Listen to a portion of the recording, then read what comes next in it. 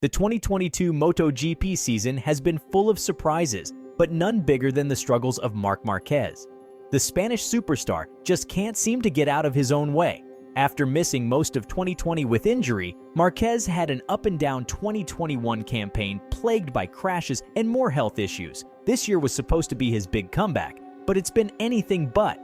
At the German Grand Prix, Marquez had his worst race ever, crashing an incredible 5 times at the Sachsenring. It was a shockingly bad performance from the rider who once dominated this track. Ever since then, the MotoGP rumor mill has been spinning out of control about Marquez's future. Will he stay with Honda? Could a drastic change of scenery be on the horizon? In this video, we'll break down the latest gossip and discuss where Marc Marquez could end up in 2023 and beyond.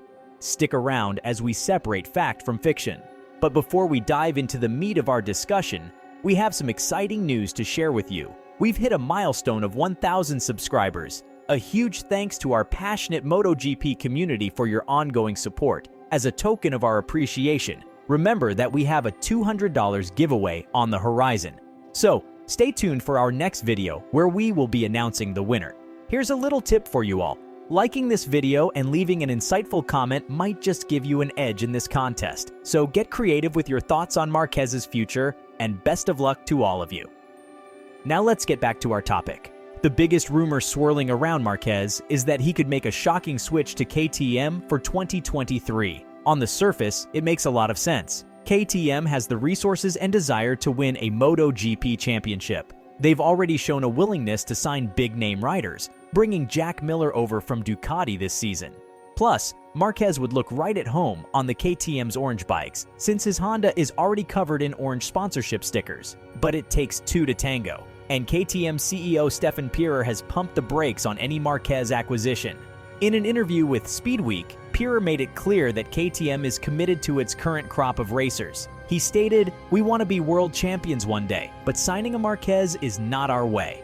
KTM prefers to develop talent internally, guiding riders up through Moto3 and Moto2 before promoting them to the big leagues.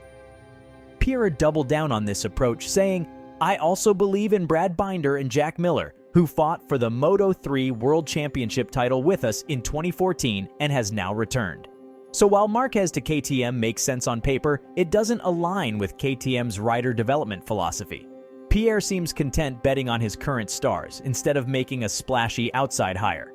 While shooting down rumors of a Marquez deal, KTM CEO also provided some interesting commentary on Marc's current struggles. According to Pierre, Marquez is not completely free of blame for his recent crash-filled outings. He believes Marc's aggressive riding style has contributed to his woes with the current generation of MotoGP bikes.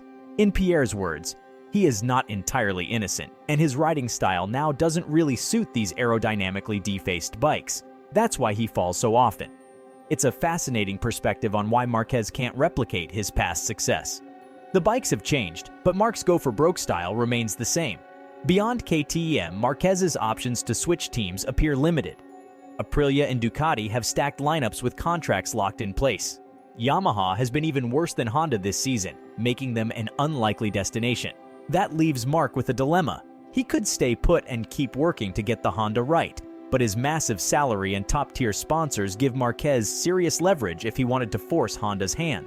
While a long shot, he potentially has the star power and financial backing to land a can't-refuse offer from another factory team. But will Marquez want to walk away from Honda after so much shared success? Or does he trust them to build a bike worthy of his talents? Despite the constant rumors, his options for switching teams appear fairly limited. KTM was the most logical destination, but they've publicly rejected the idea of hiring Marquez. They want to stick with their own talent pipeline.